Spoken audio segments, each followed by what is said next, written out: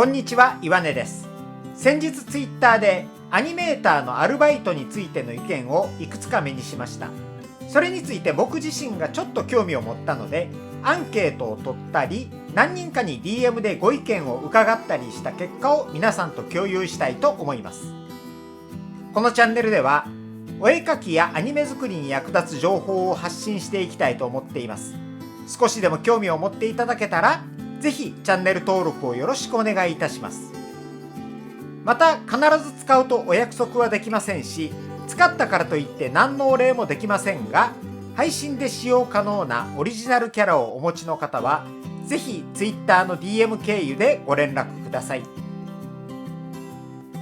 まずバイトをしながらアニメーターをすることにあなたは賛成ですか？反対ですか？というご意見を募集しました。そうしたらいただいたご意見の中に、アニメーターがバイトをするかしないかは本人の自由だと思います。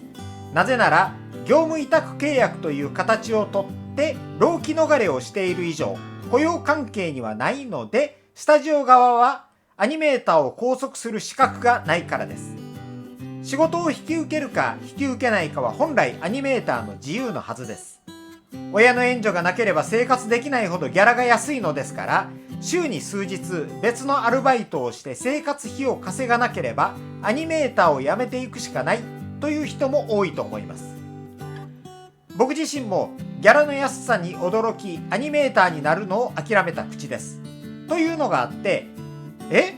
業務委託契約でアルバイトを禁止してる会社ってあるの？って思ってしまいました。僕はあちこちのスタジオを渡り歩く人が多いと聞くアニメーターの中では、例外的にスタジオコクピットしか知りません。コクピットは完全な出来高制で、出退勤の時間や出勤日数に決まりがありませんでした。打ち合わせとか先輩に動画や原画をチェックしてもらう約束がある時以外は、好きな時に出社して好きな時に退社すればよかったので、バイトしてても自己申告しなければわからないし、もちろん禁止もされていませんでした。仕事量も本人が締め切りを守れる量を判断して受けるという感じです。もちろん新人の時は自己判断だけで手に余る量を受けてしまわないように先輩がアドバイスしてくれます。バイトするので動画の仕事を減らすとかは個人の判断に任されていました。なので社員として固定給をもらっているのなら別ですが、完全出来高制の他の会社も同じようなものだと思い込んでいたんです。じゃあどういうつもりでご意見募集しますとやったかというと、単に業界の先輩として新人がアルバイトをするのが本人のためになると思うかどうかを聞いたつもりでした。そんなわけで次にアンケートを取ったのが、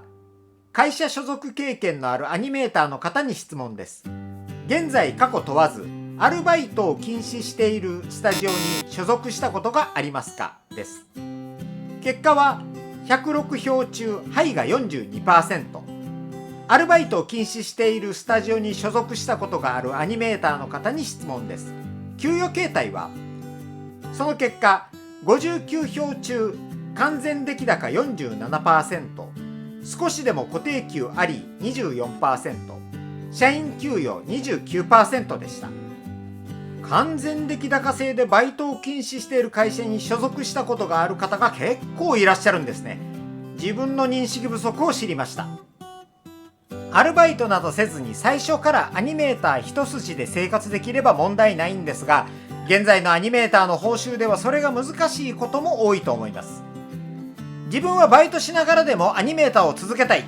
と思っているアニメーター志望の方は、所属する会社を選ぶときに同じアニメーターでも会社によって報酬だけでなくいろんな条件が千差万別ということを頭に置いて、詳しく雇用条件を確認してから自分の納得できる会社を選んでほしいです。と、ここまでが僕自身びっくりだったアンケート回答からたどった別ルートの話で、ここからが最初の質問。バイトしながらアニメーターをすることにあなたは賛成ですか？反対ですか？に戻ります。同時に質問したご自身はバイトしながらアニメの仕事をしたことがありますか？という質問への答えもご紹介させてもらいます。原文のままでなく手を入れさせてもらっている部分があるのをご了承ください。ご意見その1、その人の環境や生活スタイルによって賛成か反対かが変わります。会社に所属している場合、固定給があるなら反対です。うちの会社では研修期間中でも本番の仕事をすれば固定プラス出来高でお金が出ます。新人アニメーターの教育係にも教育手当的なものが出ます。指導に時間が取られると教育係の出来高給が減ってしまうので、その保証として会社が支給してくれるのです。会社がそうするのは、新人アニメーターにアニメに専念してアニメ作業者としての知識や経験や技術を早く身につけてほしいからです。だから1枚でも多く書いてほしいという会社の希望を聞いてほしいです。なのでこのケースでは反対です。賛成のケースは、自分自身で仕事を取っている完全にフリーのアニメーターであれば、時間の使い方は自由なのでバイトする自由もあると思います。極端に言うと、1ヶ月の半分はアニメの仕事をして、もう半分は別の仕事をしても良いのではないでしょうか。もちろんフリーでも拘束または半拘束などのお金をもらっている場合は、きちんとノルマをこなした上でというのが前提です。自身で仕事量のコントロールができる環境と、そういう立ち回りができる場合はバイトも賛成です。私は初めて入った会社が固定給として16万円出してくれたので、バイトの必要はありませんでした。20年前の話です。ただ最初の月から月産の動画枚数にノルマがあったので、ノルマ達成のために必死でした。それでもお金の心配をせずにアニメの仕事に専念できたというのはありがたいことです。やはりアニメーターを育てるにはお金をかけないといけないと思います。ご意見に、私が最初にいたスタジオはグロスや半グロスで動画を受けるだけのキャパシティがなく、1日にこれだけの量できるのでお仕事ないでしょうかという感じでやっているところでした。なので毎日仕事があったわけではなく、手空きの日が続くということもあったので、バイトには賛成です。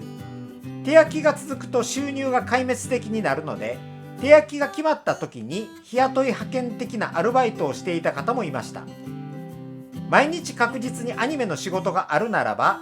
起きている間ずっと作業に費やさないと動画の枚数を稼げないので、体を壊さないように他の仕事は難しいと思いますが、納期が守れてうまくバランスを取れるならバイトをするのは問題ないと思っています。アニメーターになってからのバイトは一度だけやりました。アニメーターになる前にゲーム会社でドット絵を描いていたので、手空きの時に手伝いと称して少し作業をしたことはあります。ご意見3、バイトには賛成です。自分は新人の時に会社の動画管理と電話番のバイトで月に5万円もらえたのですごく助かりました。そういうのでなくても午前中だけ週3バイトとかなら可能だと思います。イラストやゲームのバイトをしたこともあります。ご意見4、バイトは反対です。理由は、自分の周辺ではバイトの方が楽に儲かるからといってアニメをやめてしまうパターンが多かったからです。自分はバイトをしながらアニメ仕事をやったことはありません。ご意見5、バイトをすることは個人の自由だと思います。スタジオでアニメだけだとお金が低いから週何日はバイトをやってもらいます。またはアニメだけだと視野が狭くなるから週何日それ以外の仕事をやってもらいますという場合が出てきても、それはそれで良いと思います。ただバイトをしないと生活できないくらいアニメーターでの収入が低いということは起きないようになってほしいです。バイトを掛け持ちさえすればできるでしょう、続けられるでしょうという掛け声はあまり快く思えません。アニメーター側が掛け持ちをすることを許容しすぎると、アニメ会社は足元を見て改善することを怠るのではないかと思うからです。自分自身掛け持ちでのバイトはしたことがあります。日雇いのイベントスタッフの仕事をしばらくしていました。運動にもなりましたし、普段行かない大きい会場にもいろいろと行けて大変勉強になりました。お答えくださった方々に感謝します。僕の意見は、バイトしないと食べていけないは考慮しないという前提で、アニメーターのアルバイトには反対です。アルバイトをする暇があったら、1枚でも多く絵を描いて、1日でも早くアニメーターとしての技量を身につけてほしい。副業に時間と体力を割いていたら、1年でアニメ専業でやれるようになったかもしれないのが、2年3年とかかるんじゃないかという考えからです。いただいたご意見の中にもありましたが、僕の知ってる範囲では、アルバイトをし始めた人はその2年3年の間にアニメへの情熱を失ってアニメーターを辞める人が多かったです。ただしアルバイトをするもしないも本人の自由であるべきなので、バイトをしてる方に君それダメだぞなんていう気はありません。ましてや完全不愛の会社にバイトの禁止や奨励なんてとんでもない話だと思います。僕はアニメーターの仕事をしながら他業種のバイトはしたことがありません。1枚120円の動画単価でしたが、3ヶ月目にはなんとかプラマイゼロの状態にまで持っていくことができました。だからバイトをしたいと思ったこともないです。このあたりのお話はこちらの動画で語らせていただいてますので、よろしければご覧ください。この動画の説明欄にリンクを貼っておきます。それではまた次の動画でお会いしましょう。さようなら。